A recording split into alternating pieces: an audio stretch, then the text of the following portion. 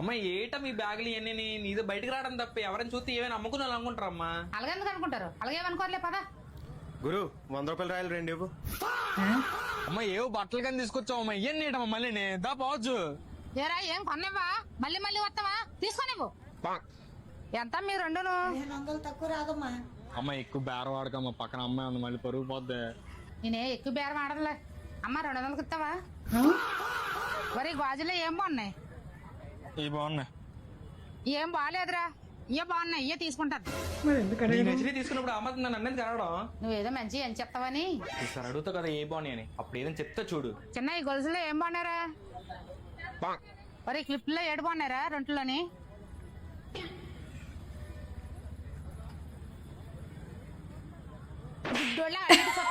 చెప్పడం మానేసి బెకరోడ్లాగా. కోపమైనా ఫ్రస్ట్రేషన్ అయినా మమ్మీలే చూపించాలి, మనకు చూపించే రైట్స్ లేవు.